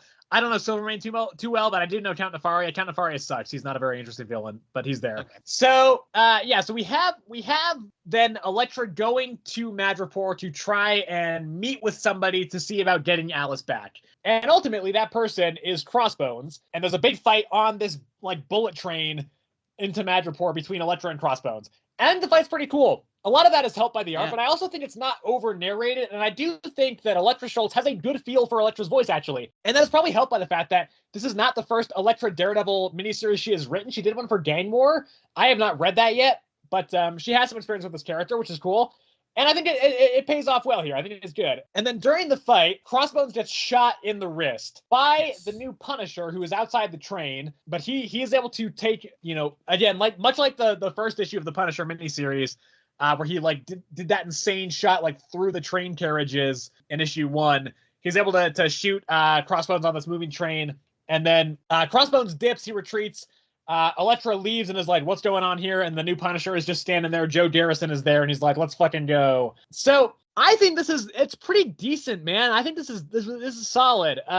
I think, again, Elektra's written well outside of the kind of cringy boomer dialogue right at the start between her and Alice, where she's kind of doing some weird quip and Alice is like, don't say that. You're too old for that. I'm like, that's not a good dialogue line. But outside of that, I think Elektra's written well. I think, again, the art looks really, really great, and I think that really carries the action sequence. It's a pretty like sizable action sequence as well. It takes up a good chunk of the issue. I think it's cool. I think the setting of the train is used to good effect. I think it's staged well, and I do think it's interesting that they are bringing Joe Garrison back into the picture in this series. I don't know what they're going to do with him yet. This is the first place outside of his origin series that we have seen him in the Marvel Universe. And so, it's I'm open to seeing what they do with him. It is strange to me. It kind of feels like they're just kind of killing time until Frank comes back eventually. Who knows when that'll be, but he'll definitely come back eventually. But I'm interested to see how this goes. I'm interested to see him fight Daredevil, this version of Daredevil. I think it kind of works poetically because Frank and Matt are often at odds. They're often fighting. And so I think it's kind of interesting to see, to put the new Daredevil versus the new Punisher. I think that could be cool. So I kind of like this. I'm interested to see where it goes. I think it could go to some cool places. Great art and pretty solid story overall, I think. I loved this. This was great. I was really looking forward to reading this one, honestly. I actually really like Elektra as Daredevil. I'm surprised that I'm genuinely surprised that people haven't been liking her. Yeah, that's not a common opinion. Yeah. I really don't understand why though. Yeah. I'm gonna be honest. I think she does a great job as Daredevil. I think it's mostly that people are kind of sick of legacy heroes, and they're like, why are we just having new characters be the same old heroes over and over again? See, but like, so I really can't understand that honestly. But like to the argument that like, why can't she just say Elektra? I think it's kind of like, oh god, like a motive type issue, right? Because like Elektra had no problem with like killing people. Daredevil, on the other hand, has a problem, and since she doesn't want to kill people anymore, I think it's like safe to be Daredevil because like try and like keep up that image. It's a way to remind herself. Exactly. I think she fits the Daredevil name very well as well. Overall, I really enjoyed the fight scenes in this. I really enjoyed the art, the whole train sequence with Crossbones and that other guy. So yeah, I think overall I really liked the art. The story, like I can't really comment too much on the story yet. I would say like things happened, yes, but like I don't really want to say too much. Like I'm actually loving the story because like it's not at a point where I could really comment on it. I'd say so. I'll wait to say stuff about the story. But overall, I love the writing. I love the way I actually really like the way Elektra was written. You made a good point about the new Daredevil, new Punisher. I hadn't really thought about that, but it does make sense now that you do say it. I don't know how well it'll come off considering that Elektra, she doesn't have as strong of a conviction as Matt does, I would say. But who knows? Maybe like it will get shown off a bit more with their actual fight. I actually really, really enjoyed this one. Dare I say it, even my pick of the week. Interesting. Yeah, I really, really like this one, man. It was really good, man. And I gave this a freaking 9. I think I'm gonna give it. I'm on the fence between a 7 and an 8. I think it deserves an 8. When I read it, I was like, "That's a 7." But I actually like thinking back on it. I'm pretty positive on it. I think. Yeah. Overall, hey, man, that fight scene on that train was. It was cool. It was cool. Clean. I don't know. I think just the opening sequence wasn't like necessarily amazing for me. I think it's kind of what. Yeah. Let's try. I don't know. I'll tentatively give it an 8 for now. But yeah, it's probably like a low 8 for me, but I'll tentatively give it an 8. I do think I would have been getting this full miniseries anyway, just because of the Daredevil name attached to it. But I probably, even if I wasn't like a huge Daredevil fan, I maybe would still keep picking this up even. Yeah, pretty decent. All right, you want to do Absolute Power or Blood Hunt next? Let's get Absolute Power out the way. All right. We're going to start with Superman number 16. This is written by Joshua Williamson. It's Superman number 16, written by Joshua Williamson. The artist is Jamal Campbell. Jamal Campbell back on the book, by the way. I'm really happy about that. He's only here for the 3 issues, but I really like Jamal Campbell's art, so I was happy to see him back. It was yes. I definitely noticed the difference. Although, to be fair, like, the next artist after Jamal Campbell is fucking Dan Mora, who's, like, one of the best artists in the business, so that is very exciting as well.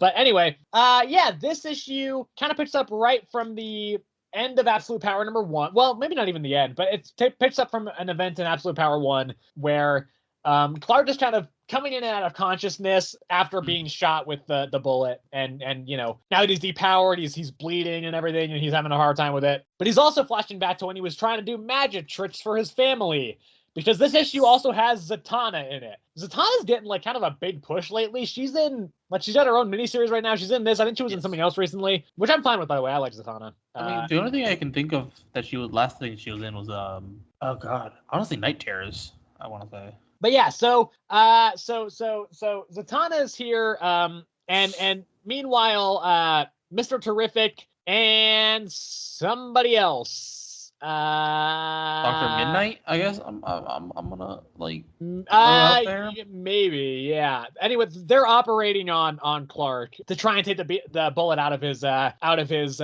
chest. I really like actually how they're saying that they still have the kryptonite scalpel on hand in case he becomes like repowered again. They're like, how would that fucking like change things? So I think that was cool. They just kind of a nice little detail there. And then essentially it's Zatanna is able to make it to the Fortress of Solitude after a little bit of action sequence against some like kind of people who are patrolling, trying to look for people who have powers. She doesn't seem to get her magic taken from her, but Mercy is able to show up and get her to the Fortress of Solitude. So then essentially, like, she has a kind of back and forth with Clark a little bit, and she actually it's Mercy really who has a big back and forth with Clark about like going and saving more people. So because essentially Superman and Zatanna are gonna try and like step into this like mystical passageway to kind of go around and navigate stuff that way and try to like, you know, help things out that way. And so Mercy wants to go out and help more people, and Clark's like, of course I'm gonna, you know, want you to do that. Can you go and find somebody for me? The implication I felt was that it was Lois he wanted her to go and find. Not positive on that though. Unclear. Yeah. Unclear. The reason I think that though is that they cut to something going on and Lois has powers now. Yeah. So, which is that's a cool little cliffhanger there, especially like they're going on with that for a while. I am interested to see like why does she have these powers? Like where do they come from? I thought it was just the suit, honestly. See, I don't think it is though, because I think like she's sticking around as after the events of in Superman number 19, the issue solicitation, they say after the events of Absolute Power, Lois Lane has new powers, but how long can they last? So I'm interested to see like what's going on there, how she got the powers, like what's the deal with those. I think that's a cool little cliffhanger. And ultimately, outside, like, there's not a whole lot that really happens in this issue. This issue seems to be like for these Superman readers who are not reading Absolute Power but want to keep reading Superman. It's like, hey, here's what's going on real quick. This is the situation. We got to set everything up. Let's go. Next issue, we're going to start like actually doing this plot, you know? But I think it works. I like the issue a lot. I think Clark is written well. I think Zatanna's cool. I think she's an underrated and underused character. And the art's great. It's great to have Jamal Campbell back on the art, even if it is only for a short time. So I quite like this. I think this is a very solid tie-in. No, yeah, I think this is a very solid tie-in as well. I think Zatanna did lose her magic though, simply because she tried to open that like doorway that one time, and then she couldn't, and so that's why Mercy had to go get her. I mean, I'm assuming, I don't know, like. When she tried to open the door, I was confused at first because I know, like, I remembered eventually that her powers are she says words backwards and that's how she does magic. But so she said open to open the door, but it just said Nepo, and I was like, Nepo baby, what's going on there? I'm like, Zatanna kind of is a Nepo baby because her dad was also like a magician dude, but I was like, so that was kind of funny, I thought. No, yeah, and so like I don't know if that was just like one of the doorways that she was telling Superman about, where they need that map as well. Right. So I mean, I could be wrong in that she actually does still have her powers. I don't know, but we'll see. I guess I'm gonna assume she doesn't at this point. What else? Yeah, the whole Mercy character development as well. I think that like that's pretty cool and all, how she like actually wants to help people. And then I didn't realize Lois had powers. I thought it was just the suit that was like missing from Supercore or whatever. That's what I thought. Right. I mean, that's what it looked like she was wearing, at least. Yeah, I forgot. I think she probably was, because I forgot to mention that Lena and Lex also went to Supercore, the old headquarters, to try and re-jog Lex's memory, and that's why Lois came in to help them. Yeah, because Jimmy and Silver Banshee. Okay. But I mean, I think this is just a fine tie-in. I genuinely feel like this story is kind of just like everywhere at this point, though. Yeah, it's like there's just like no continuity to this at all. I feel like there's no rhyme and order to this, and that's like I'm not liking that about this whole event, honestly.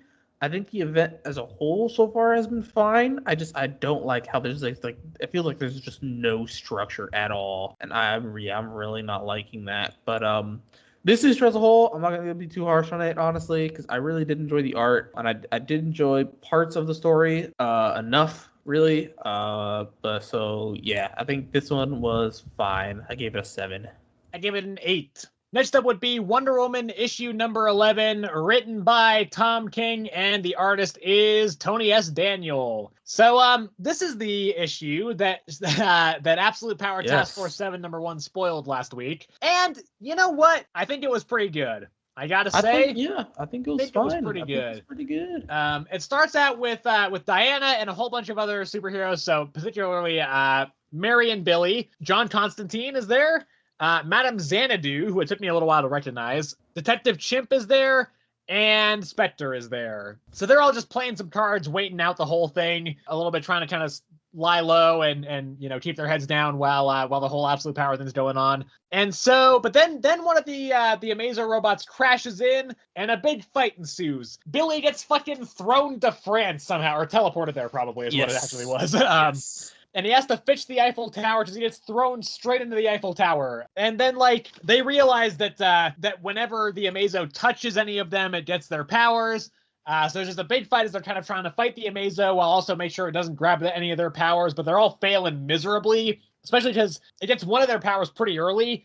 And after that... Constantine, yeah. Yeah, after that, it just gets much harder to combat this thing as it gets more and more and more powers. So it does ultimately, it absorbs Billy and Mary's powers a little bit, but Wonder Woman somehow herself is able to call down the Shazam lightning and change them back into humans so they don't lose all of their powers. Then they get away, and then at the end, yeah, the Amazo kind of has Wonder Woman by the throat, and he's like, I'm gonna fucking kill you. And that's pretty much the entire issue. He also turns gold as well. He turns into this gold, Amazo. So, I mean, I thought this was pretty good, actually. I mean, it is, I will say, this one feels like they should have switched this, I think. They should have made this the one that did not tie into Absolute Power and made Titans tie into Absolute Power instead. Because this does interrupt a major story arc, but I don't feel like it's really to the benefit of the series. It would be interrupting it in Titans, but I think you could kind of play that as Dark Raven is still on the team and has to deal with this, huge world-ending event with everybody else for the first time. You can pause that, I think, more naturally than pausing the thing with Sovereign, which just feels like it's kind of again, we talked about this last issue, but it just felt like that got completely fucking sidelined and derailed out of nowhere just so that Diana could kind of be here for Absolute Power. But ultimately, as I say often, with big brawl issues like this, I pretty much grade the issue on the quality of the fight. I think the fight was pretty cool. I like a lot of the side characters that are here. I like seeing John Constantine and stuff. It is kind of weird that we got 2 Spectre appearances in 1 week, but whatever, that's fine. I liked Detective Chip in this quite a lot. I think it was fun. So ultimately... Went ape shit, man. He did go ape shit. I think this was a pretty solid issue. The art was cool. I liked it, and also felt less dense than a lot of Tom King's other Wonder Woman issues so far, which made it kind of an easier read. So I didn't mind this at all. I thought it was pretty good. I mean, no, yeah, I think actually for what it was, and would have loved if this one honestly came out when it was supposed to. Genuinely, not getting things spoiled for us would have been awesome. But still going into this, I'm kind of happy that it did get spoiled for us because I understood that Billy and Mary didn't get all their powers taken away at the very end, you know? And so I didn't have to wait for that. I kind of just knew oh, okay, so that's how that happened. It was kind of this one felt like I think they would have it felt more of a flashback issue more than anything. Yeah, I think actually Wonder Woman herself felt really well written as well, honestly. Just the way she was kind of handling the whole situation and just kind of looking at everything from a perspective, a different perspective from everybody else. It felt very Wonder Woman-ish. And so, yeah, I actually really enjoyed reading her whole bit in this. Constantine, wiped instantly. It was kind of, I don't know, not really out of nowhere, but just the fact that he's just got wiped instantly. And then I really enjoyed the fact that Chimp's whole power is just that he's super smart. And once you take that away, he's just a fucking monkey that just attacks a robot.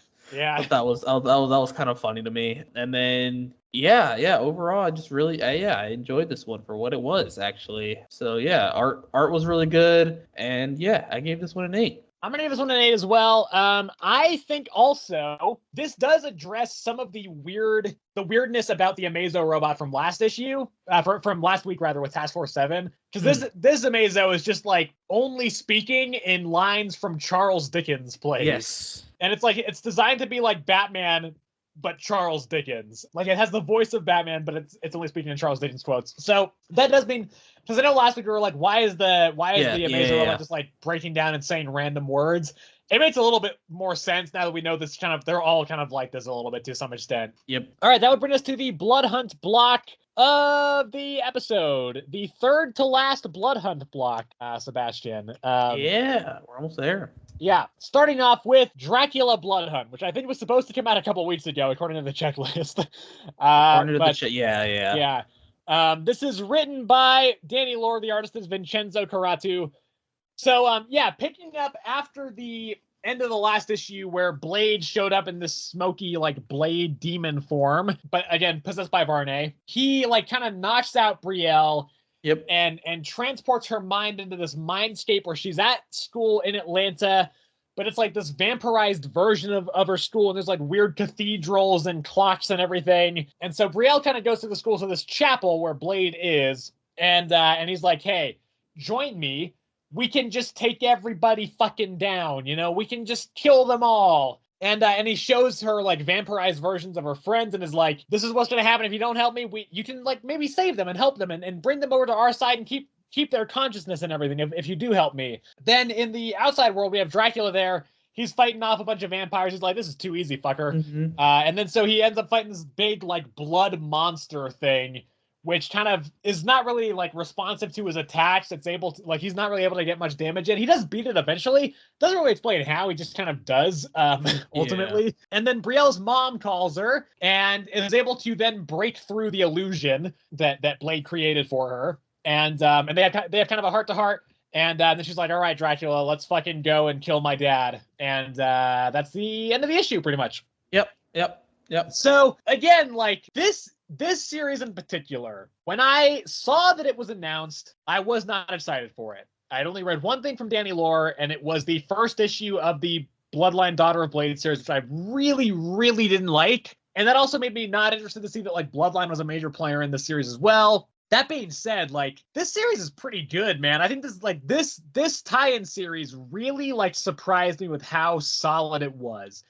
It's not amazing. It's not, like, groundbreaking, but I really enjoyed this series on the whole, I think. I think it was a very solid series. Like, I think, you know, it was cool to see Daredevil in it as well, even though the Daredevil issue was actually my least favorite issue of the series. And so I think this was a very solid conclusion of the series. I just think, like, I think the way Bloodline and Dracula were both characterized in this series was very good. I think it had a solid emotional conflict and core to it. Especially with Bloodline being so prevalent in this series, like, her connection to Blade makes this a much more personal series than some of the other tie-ins, like Union Jack the Ripper, for instance, or something, or Black Panther. So I ended up thinking this series was very solid. I think this issue was a good conclusion to it, and just overall, very pleasantly surprised by this series. I think it was a very solid addition to Blood Hunt, and I'm happy it exists. Yeah, you know, I'm just gonna throw a PSA out there right now. I have not a lot to say on all of these Blood Hunts this week. I think these are very straightforward. There's not a lot for me to say. Like, there is nothing really to, like, expand upon, honestly. So I'm just gonna put this out there right now. But besides that,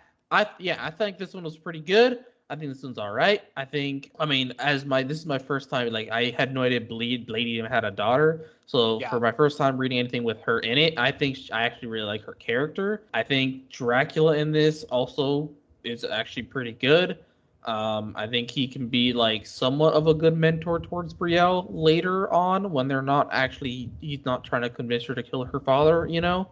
I think he could actually be somewhat of a good mentor to her. And, besides that, not a lot to say besides that. And so, I'm going to give this a 7. I'm going to give it an 8. Okay, moving on to The Amazing Spider-Man Blood Hunt number 3. Crap, moving on. Just kidding, it's fine. Yeah, it's mid as fuck, honestly. Yeah, it's written by Justina Ireland. The artist is Chris Campana. God, like, what even fucking happened in this? It's literally, I can explain this in, like, 2 sentences. Yeah. Like, ready? Spider-Man, Misty, and Lizard break into the Beyond Corporation. They all get separated. Misty goes to download a virus that Maxine gave him. Spider-Man and Lizard go to find Morbius. Lizard stays behind to fight, like, super enhanced vampires. Spider-Man finds Morbius, convinces him to heal everybody, even though Morbius is, like, so close to, like, a cure or whatever the fuck. And Spider-Man goes to give the cure into, like, a vent. This other guy, what's his name? Theocritus, yeah. Theocritus, I like the way you say it better. Theocritus is there to stop him, and Spider-Man just does it anyway because he's not paying attention. That's it. Yeah. Yep. Yeah. Well, actually, at the end, Maxine shows up and is like, "Hey, you're gonna come work for me again, Theocritus." Yeah. Yeah. But, like, that gonna have a repercussion in the end. Probably not. Exactly. Just fucking why does this exist? I mean, I know why. Like, I know you want to have Spider-Man be part of your main event in some way, shape, or form, but just like, and I know why you would want Morbius to be in an event about vampires. Yes. But fuck Morbius. Nobody fucking likes Morbius. Nobody's ever fucking liked Morbius. Comic Morbius sucks. Morbius, genuinely, he was useless. He's still useless. Like, he doesn't figure out his own cure. He just, like, figured out a cure for the people that were, like, fakely turned into vampires. Yeah. Which I feel like any other scientist would have been able to figure out anyway. Like, it didn't even have to be Morbius. They just threw him in there because he's a vampire. Yeah. Like, Morbius has always been bad in the comics. Morbius was bad before the Morbius movie. I think comic Morbius is almost as bad as movie Morbius. The only reason he's not is because he's not played by Jared Leto, who I cannot fucking stand. But other than that, Morbius fucking sucks. Actually, the Morbius movie was about as accurate a representation of that character as you can get. Boring as fuck. So you know what? I was gonna be nice and give this a 6, but I'm making a new rule, Sebastian. If Morbius is in a comic, it's an instant 1 star for me. Fuck Morbius, I hate him. Jesus. All right, yeah, I'll be a bit nicer. I was gonna give it a 6. It's a 6 for me. I was gonna just drop 1 star and give it a 5. But I'm angry at Morbius. Man, Morbius really got you there. Yeah. I'm also pissed. You know what? This is also, it's less even about Morbius being in this. This is me being angry that I couldn't give on the podcast the last issue of this a 1 star when they said it's Morbin time to Morbius. Oh my god, I would have given that a 1 for that. Holy cow! When I actually read that, I was like, dude, that was the most cringiest thing. Yeah. Like, Theocritus, and the fact that Theocritus said it. Yeah. When Morbin was like, yeah, all right, I'll work with you. It was like, it's Morbin time. Yeah. What the Yep. that didn't even fit. Like, oh my, that was awful. Yep. So whoever suggested that happened at Marvel, I hope you get fired. Just kidding. That's probably a little bit harsh, but no, genuinely, that was like the worst piece of dialogue I've ever read. Like, yeah, Jesus Christ. Okay, moving on. I like how I went into it initially being like, it's fine. I'm just like, fuck this SG now. Okay, Blood Hunters number 4. This is the final issue of Blood Hunters. Yeah, as always, 3 stories on this. We have the first one, which is a Silver Surfer story written by Fabian Nicieza, and the artist is Patrick Zurcher.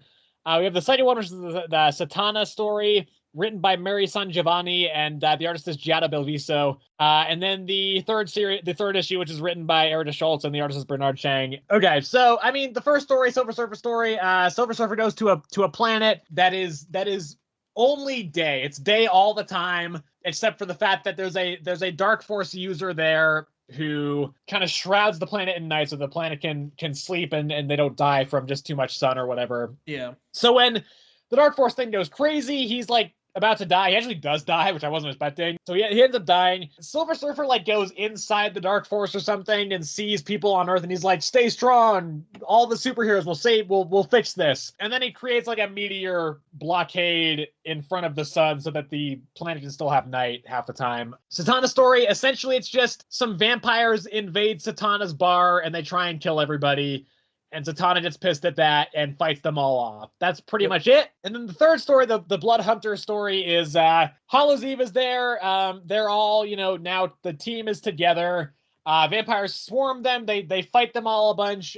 Dagger kind of unleashes a big, AoE attack that ends up curing some of them, but a lot of them are already dead. So the one person that she cures is thank you so much, and then runs off. And then she's like, we should start the Blood Hunters. And that's that story. Yeah. So Silver Surfer story, it's fine. I don't have any thoughts on it really at all. It's fine. I don't love the Silver Surfer, but ultimately it's fine. It's okay. The Satana story, it's okay. Just an action sequence that was fine. Yeah. The Blood Hunter story, it's okay. The action sequence. The action sequence. Record over here, honestly. I know, yeah. The action sequence is fine. I have one complaint about the Blood Hunter story, which is that it makes no fucking sense for this team to exist outside of this context. Because Dagger's okay, let's help people, and let's help and go make sure that these vampires, the vampire thing is done for good, right? And Yelena's yeah, we can help some people. I think it could be good to help some people. Also, it does not make sense for Yelena to be on this team at all. By the way, she her like entire backstory and history and power set and everything, it doesn't fit with the rest of them. She's not like remotely supernatural, and like Dagger can also cure the vampires, so like she makes sense. Elsa's a supernatural hunter, she makes sense. Hallows Eve can turn into a vampire sometimes, so that makes sense. But yeah, Yelena doesn't really make sense. But motivationally, I understand why she'd want to be on the team and help people. But then Hallows Eve should not want to be on the team. I don't know why she agrees to be on the team. It's not within her character to do that. Yeah. And then Elsa is constantly just saying how much she fucking hates all these people. Yeah, honestly. Like, yeah. But she's still like, fine, I'll be on the team as well. And then at the end, when they're all like, you know, all right, we're all gonna form the team. Elsa's like, yeah, let's go kick some vampire ass. I'm like, what? Where's your excitement coming from now? What the fuck is up with this? So that was weird. Didn't make any sense. Other than that, all these stories are fine. Whatever. I don't care about them at all. Yeah. I'm gonna be the broken record now. Silver Surfer 1, fine. Satana 1, genuinely why? I understand what a tie-in is supposed to be, but I don't understand this one. Blood Hunters 1, I didn't mind actually. I actually I don't know why I enjoyed Hallows Eve's character. I mean, like, this is my first time reading anything with her, but like I enjoyed her for what it is. I don't understand why Yelena's there. I actually am kind of not enjoying her character at all. Elsa is just an ass, which is kind of weird to me. I don't know why. And then there's Dagger, who can cure vampires, and I will say it again. There's 3 fucking cures for vampires, and Miles will not be cured. I don't understand. He's staying a vampire until at least October. It makes no sense to me still, and I will continue to say it as long as I see someone that can cure a vampire. Yeah. It makes no sense. Yeah. And for that reason, it's a 6. I'm also giving it a 6. I would give each of these stories a 6 individually, so it's a very easy 6. That would leave X-Men Blood Hunt Laura Kinney, the Wolverine, issue number 1. Again, fucking mouthful of a title. There it is. But yeah, essentially, it's written by Stephanie Phillips, the same writer as Phoenix this week.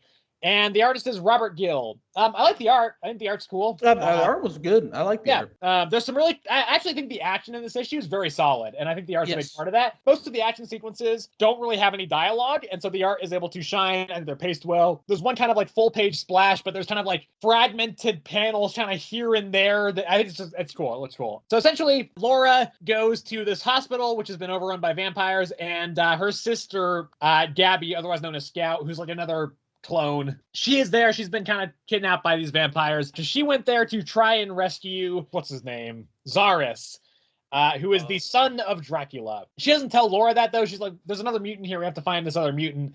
And Laura's like, I don't smell any mutants. Are you sure? And then she's like, actually, yeah, it's the son of Dracula. And so, there's another big fight as the vampires all attack Zaris and the 2 Wolverines.